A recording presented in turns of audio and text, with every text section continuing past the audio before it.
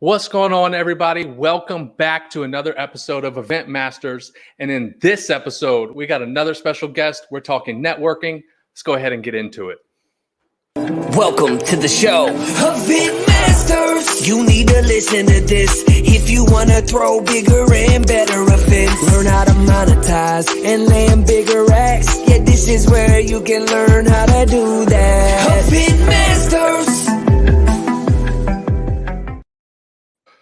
Welcome back to Event Masters. This is episode 12, correct?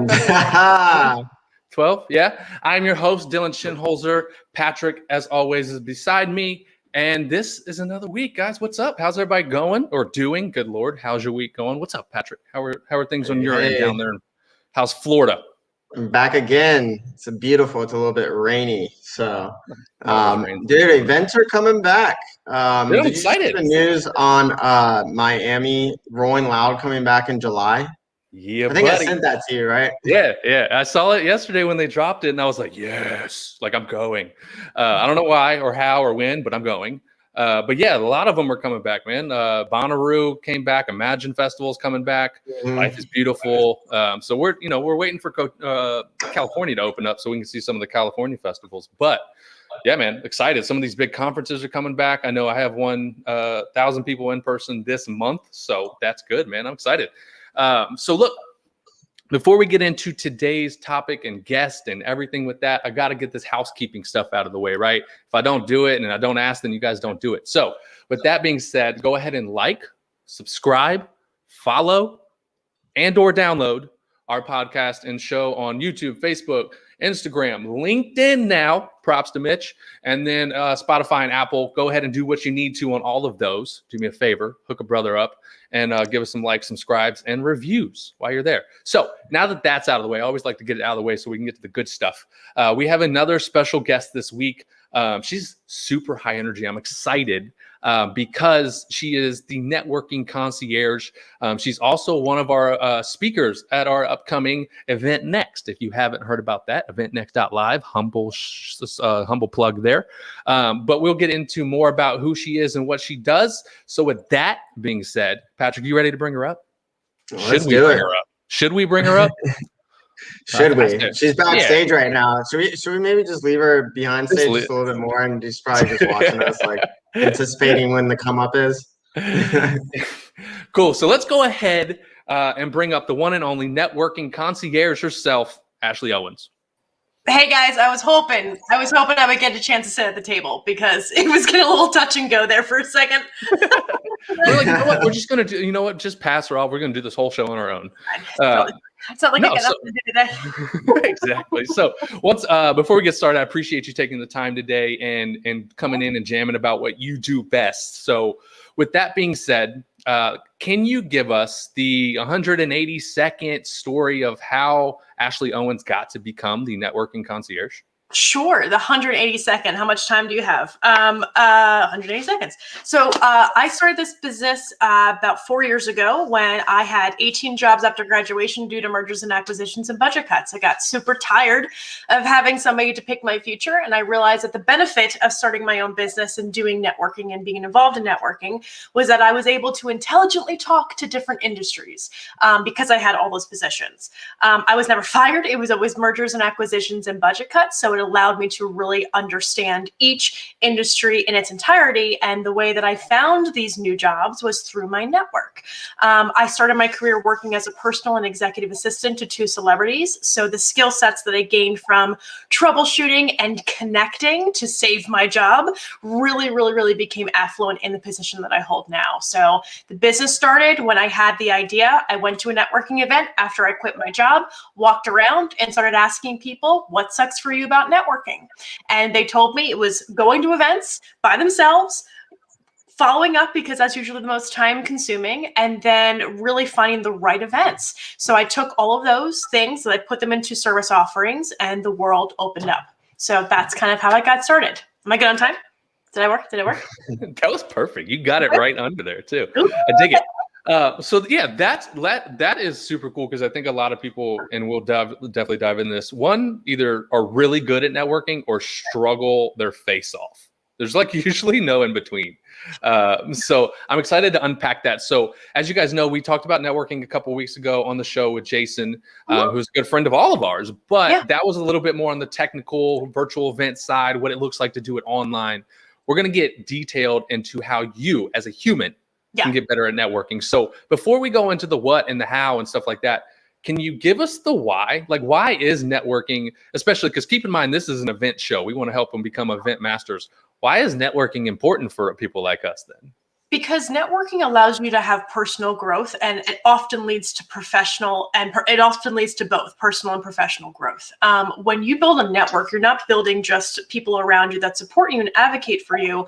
What you're actually building is you're building an army of people that you can, in order for them to proverbially fight for you, you have to lead them tenfold, which means that if you are networking, you are of service to that other person. So networking, and the difference, or in my opinion, the difference between networking and building a friendship is in the follow-up. Right? So that is the activity in the follow-up. Why are you following up with that person? Networking is a marketing opportunity, not a sales one. So the importance of networking comes from your own reason for success. Like what would make you successful, whether it's personally or professionally.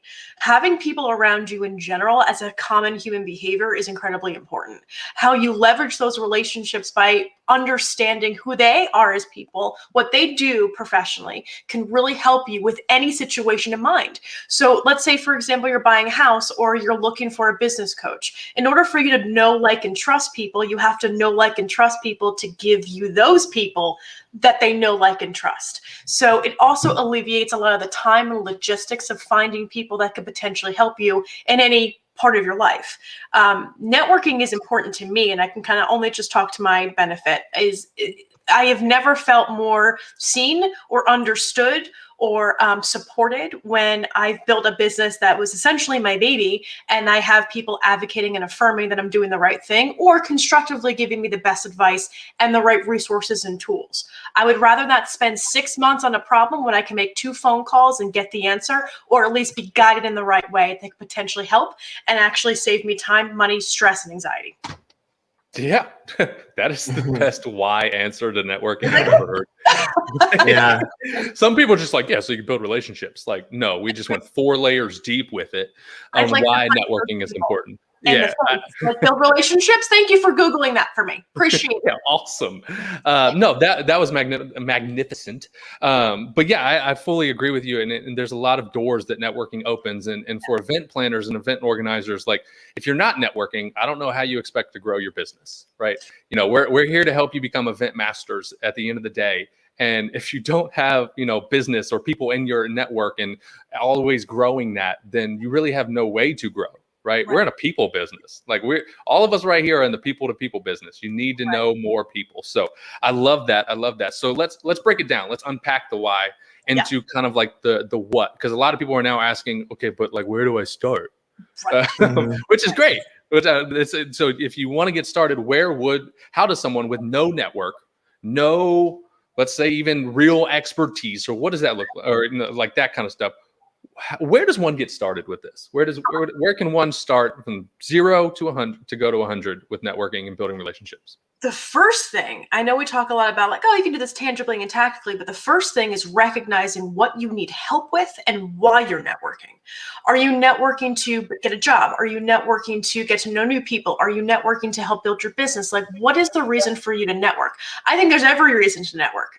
That's just my personality. But for you, what's the intention behind it? Because what people jump into networking is that they go in immediately to the stereotypical point of that, which is the transactional action of networking, which is, I have a product, I think you'd love it, and then you try to sell it to that person. That's what people start off with all of the time, because they're not fully educated into why they are networking. So I don't struggle with this, but I think that people need to start at a place where they mindfully understand that they should have zero expectations with communicating with another human being, except to be of service. So what I did, and I can give you 2 different ways of doing this. What I did in the very beginning, as I was building up my own business to provide services for networking, is that I went to 3 or 4 networking events a month, and all I did was give introductions. I would match people based off of if I thought that their energies matched and their personalities matched. Then I would kind of break it down in between different industries. So like say, for example, if I were to talk to Dylan and say, who's a good strategic partner for you? I would then look at the people that I met the week prior and see if I can match those people up, because one, it wasn't a lead for them, but it was somebody they could collaborate with, which takes the pressure off. So now that we're in a pandemic kind of area, what I usually do now is a lot of LinkedIn activity and start to engage in a way with intention. I won't go too much into that, but the LinkedIn activity allows you to then see the kinds of people that you're looking to meet with and open the door for a conversation by providing value in some way. So the other part to that, let's say, for example, if you're brand spanking new and just want to get into like different groups and just to see what like the cadence is and like how to present yourself and all that jazz, go on to Eventbrite, go on to all of the different event platforms that you can and start Googling, or excuse me, start searching for different keywords that are important to you. Women in business, small startups, cats and wine, like anything that makes sense for you around business, and sit in on those calls and just ask and just watch, just observe. There are so many people in the world that you're going to be able to talk to. Like go in there and just like rip the Band-Aid off. Even better, do some speed networking. In the beginning, I would encourage my clients to go to speed networking, because if you're trying to figure out your pitch or like how to describe what you're doing, this is also an acting exercise as well, is that you go in with an idea of the kind of pitch that you have. And I hate 30-second pitches. So how you would describe yourself. And then you only have a certain amount of time to talk to each person. So what I want you to do is I want you to go to each person and then change something based off of the reaction that you get from the other person. So by the time you're done with those 23 people, you've got a perfect pitch. So in 1 hour, you'll be able to see and get actual live feedback about what your pitch is, and then change it based off of the interaction that you have with another human being. So just to recap, it would be speed networking. It would be going onto an event platform and looking at different keywords that make sense for you and your business. And then it would just be going to events or going to meetings and just observing. But those would be my top 3. I dig it. I like it. Mm-hmm. You touched on it. And this is one of the biggest things I think for me and how I started out networking was, especially when I had like what I thought was no value to give. Yeah. You touched on it. Becoming a connector is probably the easiest way to get into any door. Is just like, that's how you provide value to, especially as I grow and look to like network with higher level individuals. I'm like, I don't have anything for you. You're like a 50 millionaire. Like, what am I supposed to do? Like, you've done it and I can't help you. But what I can do is figure out your problem. And you say you need a better marketing guy. Okay, great. Let me go yeah, I know a guy. I've made a lot of money off of I know a guy. I want to be the I know a guy. Dude, it's the best thing. I became that a little bit like towards the end of last year. So like, just give her to Ashley. She knows a guy. I'm like, oh. Yeah. That's the biggest compliment, I think. Just be like, yeah, he knows a guy. He probably knows somebody. But it's the trust that they get, that they encourage with you, right? There's something very powerful about people in your circle, people that you have the pleasure and the privilege to network with. Like, how lucky are we to be able to network? How lucky are we to be able to do that? And so having the people that you would go to bat for any day of the week because they've earned that, when it's reciprocated, it feels like, okay, you feel powerful, meaning like you feel like you can take on the world and your problems aren't so big. Because there's 13 people that you could call that encourage you to call when things are going wrong, that encourage you to say, if you're doing this, like, call me up so we can walk through it free of charge. And like having that at your fingertips becomes so much more than just a network. It becomes a way of engaging with other people that are trying to make you better as a human in some capacity. So if we're talking about networking and like the benefits of it, it makes you a better human because you're surrounding yourself with different perspectives, with people that are better than you, with people that are worse than you. So like you're able to now understand different personalities, be able to troubleshoot through them, and now be able to communicate in a way with intention, and then figure out what your boundaries are, figure out how much time to put effort into new people. And now you're building up this army or this life of people that you feel like you can rely on, which if anybody's an entrepreneur, there's a lot of loneliness that comes with it. There's a lot of imposter syndrome that comes with it. And being able to say, I've got a list of people that I could call if I'm really stuck is extraordinary. Yeah, no, that's amazing. I agree with you 1,000%. I definitely have, and I think Patrick can even attest to this. I think we both have our own little cliques that we keep behind us as a form of mentorship or motivation or whatever. Like I know if I'm stuck, I have two friend people in my network who I specifically call and be like, hey, I know you're not doing anything because you don't. And so can you help your brother out? Because I agree with you 100% that it becomes a networking and relationship into a form of mentorship as well. And so, I dig that. You say this a lot, and I want you to unpack it a little bit because you've said it now in a couple, like the last time I met with you and now, as the intentionality. Yeah. Are you telling me that I should not just walk into the event, like slam down my business cards and hope that works? Yeah, no. Yeah, no. What? I think at one point was so pissed off about somebody just throwing their business card in my face, and I slapped it out of his hand. Tequila was involved, so it probably wasn't the best thing, but it's the point still resides. The point still makes sense there, is that nobody gives a damn about who you are. Nobody gives a damn about what you do. Nobody cares. They care how you made them feel and what you can do for them.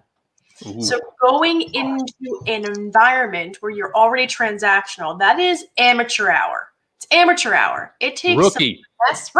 It takes finesse. It takes skill. It takes understanding and being naturally curious to open those conversations to really understand what that person does for a living and how you, with your arsenal of people, resources, and experience, can potentially help them.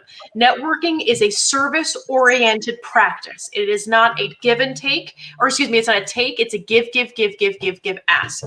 That's what it is. 10 gives before an ask. So if you're walking into an environment trying to sell somebody something, the more prominent networking people are going to see you, and they're not going to provide you with the resources that you particularly need. So go in there with no expectations. Go in there with looking to see, how can I service you today? How can I help you today? And that will change the way that you see and people in general and relationships. I love that. 10 gives and then an ask.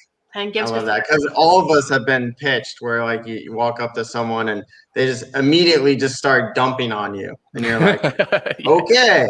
I think that also, especially like the sorry to all my financial planners out there, but like really young financial planners who got the company credit card, who are going out to the happy hours, who have no idea how to approach a woman, let alone approach somebody to sell a business, right? So at one point, I will say that in my earlier years, I would ignore that person. Now, you don't know what you don't know. And you have to be more empathetic about that person who has that card. They have not been taught nor have had the experience yet of the proper way, or at least the most efficient way of networking. It's like walking into a different culture and unassumingly offending them, right? So you have to be able to have a little bit of there has to be an empathetic piece to that. And being able to say, hey, here's some questions I have for you, to be able to guide them in the right way, to be able to help you help them. So that takes a little bit more of a mindset shift. So as that happens, or if like you get that cards now, you be patient, see if there's a teachable moment there without actually really teaching them, but actively asking them questions that could help them get to the point that makes sense for you to continue the conversation. Yeah, no, I love that. For sure, because I think people just come into networking and think that it's an automatic, like, I want to know what you're doing, or even at a business event, like people automatically assume that I'm there to get pitched. I'm like, no, I'm just trying to order an old fashioned, to be honest. Like, what? If we're being honest here. I think and being intentional is one of the huge things. But I do have to say, I've gone to networking events I wasn't even supposed to be at, or I had no intention of being there. And just genuinely just having a conversation with someone about random stuff, like the most random thing ever, and then it actually turned into a great relationship. So that just shows to just being open and just genuine when you're interacting with people. That's the heavy foundation. I think you hit on that beautifully. Like, the people work with people that they like. At the core of it, I'm not going to, reach out to this jabroni because he has the best of whatever. I'm going to be going in involved with the other woman or the other man who we chatted about cats for 45 minutes, cracked up, and I was like, you know what? I'm good for today. Have a good day. I'll see you later. Like, there is a different component in the way that we retain that intention, right? So when you're building a network, people have to, there's only 150 people that you can actually maintain social interactions with. Who the hell are you putting in those slots? Who are you putting in there? And so as you figure that out, first of all, you're going to want to maybe have a drink with them or have coffee with them. You want to be able to go to an event and be excited to see them. Imagine your top 5 networking strategic partners or people that you have in your life that give you energy. And then imagine 150 of those. And how much better you would become and how much more excited you would be about your business and about their business. Nothing gives me more life than seeing my friends succeed. And I have people in my life that I cry when they crush it. And that feeling does not go away ever. So when you're building a network, that's what I mean by intention. Not who can service you the most, not who can have the people that give you life, because you way more than just the business that comes from it. Because business will come. It will come. Yeah, it's a natural byproduct. Question. Yeah, you made Patrick, a good point. Sorry. Patrick, do you cry when I crush it? You should. If you don't, I have to rethink this. No, anyways, where are you going with that? What, you had a question? No, I was saying, Ashley, you made a good point, like how you were just, talking about whatever with people, and kind of piggybacking off my point is, even if you go to intentional networking where it is genuine about business, not everyone wants to talk about business. For instance, I've been to an entrepreneurship, mastermind out in LA, and we met this guy and we were just talking about whatever. And you're just like, all right, whatever. If something comes out of it, right, go to dinner, whatever. He just tagged along in the group. And I'm like, I was kind of like, hey, this guy doesn't really do what we do, but he's cool. So we're hanging out with him. Turns out, I think it was about a year later, he actually referred us to one of our biggest customers just because he knew someone. Yeah. So that was just from, hey, let's hang out and let's have a great night. And even if they're not, you don't even foresee doing business with them in the future or have no intention to, just making a great friend can lead into something big. I mean, dude, you're so right. And networking is a marathon, not a sprint. So to piggyback off of your statement there, it's a marathon, right? So you don't know who you're going to impact until you see and track the line later on when it comes down. So it's so important to respect every single person that you have the privilege to meet, and see how you can be empathetic and kind and engaged and interested, because that's another human being. Right. And you have no idea what impact you have on them to help them that is going to impact you later on directly. And again, I'm talking about monetarily, but even in those moments when you make somebody feel for example, there's a company called Centricity that I love referring to because they're a networking organization. They're great. The woman, her name is Taz, is an introvert, but she's been able to really hone in on monetizing your network. Brilliant group. Love them.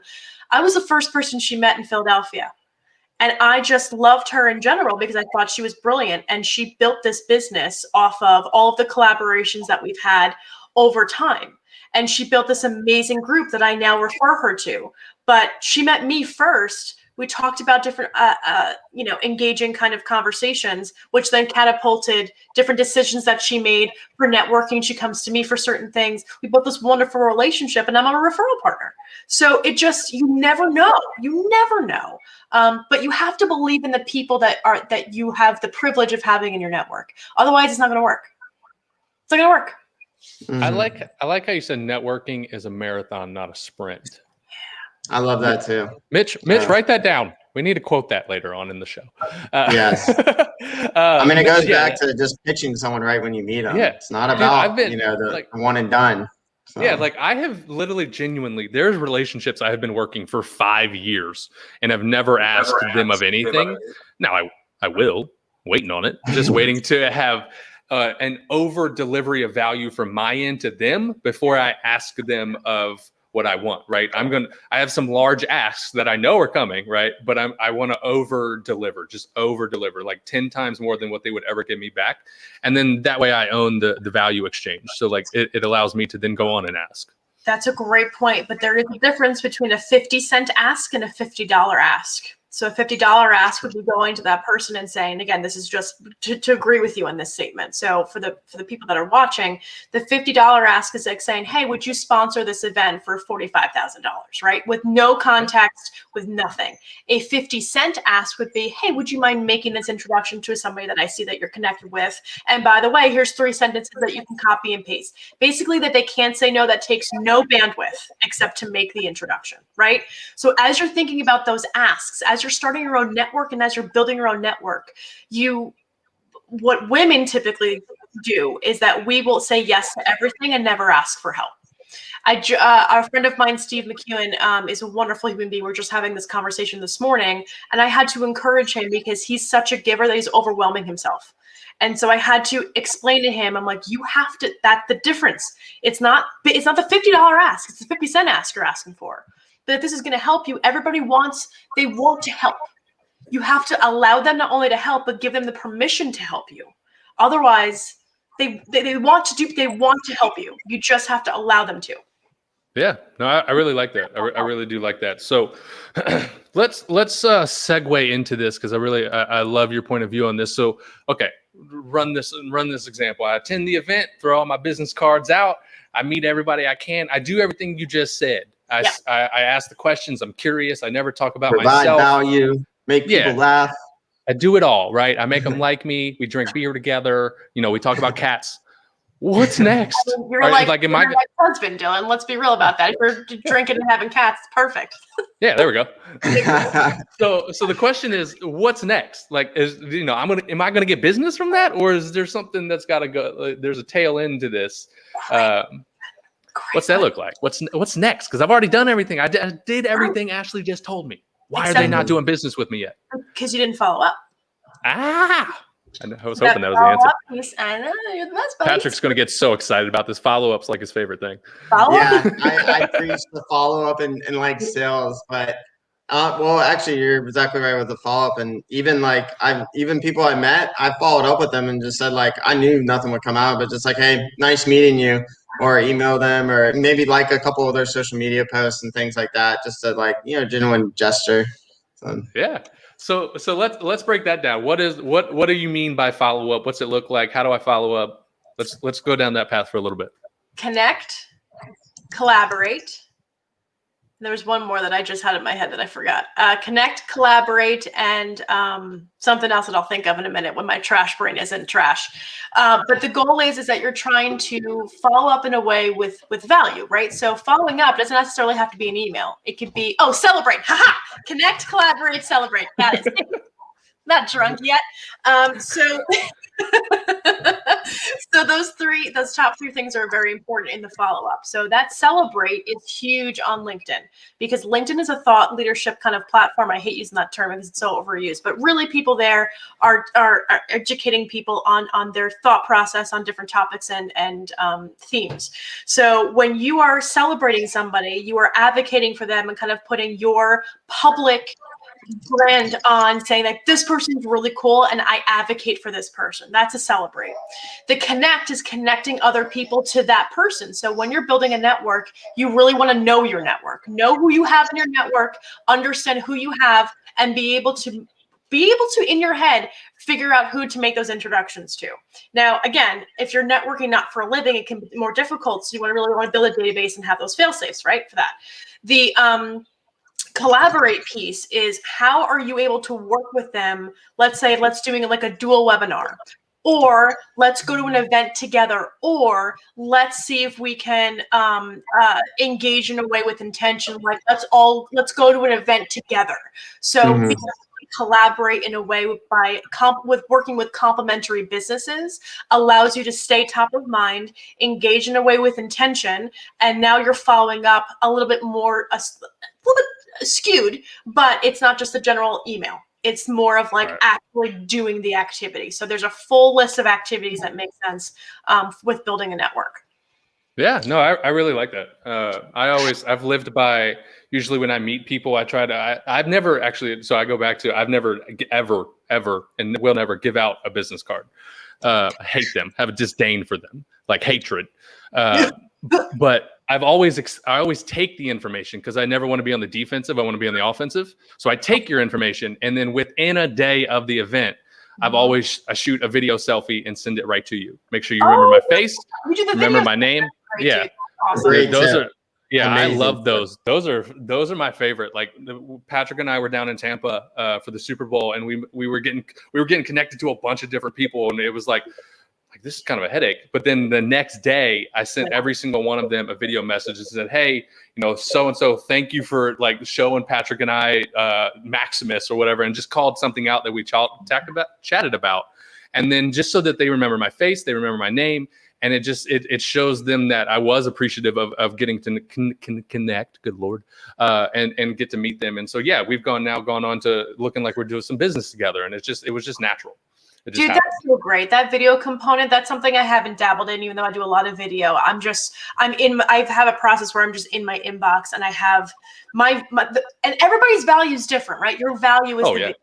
Your value is the follow-up, right? So everybody has a different way of doing it. So there's no wrong way. Just do something. Just do something. Do something, and don't just leave it at the door, because they will forget you. Because chances are they had 3 old fashions and they don't remember your name. Yeah, 100%. That's why I like at events. Okay, we're friends now. But that's why at events, I'll bring like a Sharpie for me so I can put notes on the back of the card, because at some point I'm going to forget everything that I said and put it into one kind of card. Listen, this is why you have fail-safe plans, because sometimes you're very excited about meeting somebody new and the conversation it becomes a fun party. And then sometimes Moscow mules are just really too delicious. And then you forget. So as long as you put some fail-safe plan in place while you are sober, it's a good day. Yeah, no, I love it. I dig it. What I do is I actually just take their card, and then like after like they walk away or whatever, I just take a pen and I just write like a couple key points on their business card. Works every time. And then you just go through the cards and you're like, oh, they did this, they do that, we talked about that. Cool. Yeah. It's and I would challenge anyone watching this, like you just heard 3 different ways. Like she said, find something that works for you, right? The video selfies work for me. Writing on the card can work, like, or just taking mental notes and then going home and writing it all down. Like I used to do that as well. But it just, at the end of the day, do something. That should be the takeaway from this segment. Just do something. Night too, because you will forget the next day. So I implore you to have just to kind of like go deeper into this, that night, or at least during, everything's virtual right now, that meeting, like have some place where all of those introductions, value adds live. So that way you can find a day like on a Friday to follow up with everybody, but at least have something while it's happening so you do not forget. It's dumb you will thank smart you. Yeah, no, I dig that. I love that. Yeah. I love it. Well, cool. Look, so I'm out of questions. I want to dive deeper. I could talk, I think we could talk networking like literally all day. But like I said, I want to save some of this, people, for EventNEXT. Like she's going to go deep, very technical on some of this processes stuff, like follow up. She's got a whole strategy behind it. It's not just following up and writing on the card and then throwing it down and going to hang out with the cat. It is literally, there's a system in place that she has. She could tell you exactly where these leads come from. Like the ones that end up being business, she could tell you exactly where those come from. That's what we're going to go over at EventNEXT. So I'm excited about that. So do you have I'm going to wrap this up here, and I want to hear like your one massive tip, piece of advice that you need to tell everyone, that everyone needs to know. What should people leave here? What's the biggest thing you want them to leave this episode with? You never know who you're going to affect. So treat everybody you meet with empathy and kindness, and be curious about who they are. Be curious. Not every interaction is going to be great. Not every interaction is going to be powerful or going to lead to money. But those moments are what make networking so much more enjoyable. And remember, that's a human that you're talking to, even though they have a business behind them. So think of networking as a way of engaging with humans rather than engaging with businesses. That would be what I from. I love that. That's like, there's like no better way to end a show on networking than with that mini monologue. I loved it. It's funny. So look, with that being said, Ashley is, like I said, one of our speakers at EventNEXT. You can go ahead, get yourself a ticket. If you want to learn more, there's plenty more at EventNEXT. We have speakers on networking, virtual event logistics, how to do events right, brand activations, food and beverage, how to serve 30,000 people in the time of a pandemic, everything. Okay, this is my call to action to you to go ahead and click or go to eventnext.live, get yourself a ticket, get to come and hang out with Ashley, myself, and Patrick virtually. Okay, and we will see you guys there. So once again, Ashley, I greatly appreciate today. It was fun. You guys are great. Thank you so much for having me. I appreciate you taking the time, and I look forward to EventNEXT and just doing some more cool stuff with you, and we'll jam on some. We gotta figure out a way to collaborate on something and do something a little way deeper on networking, because I know I can chat on it. I know Patrick can chat on it like all day, because that's what me and him probably do best, is just meeting people, hanging out with people. Yeah. It's like, just let me talk to people. That's all I want to do. So with that being said, guys, not welcome to EventMASTERS, because the show is over. Good Lord, it's Friday, people. It is Friday. And work's not over yet, too. Yeah, we got meetings. Doing thank great. you. Thank you again for joining us at EventNEXT. Oh my good Lord, I'm over this. EventMASTERS. Okay, we're just gonna go ahead and wrap it up. This is the worst outro ever. Oh, Mitch, man. take us off, Mitch.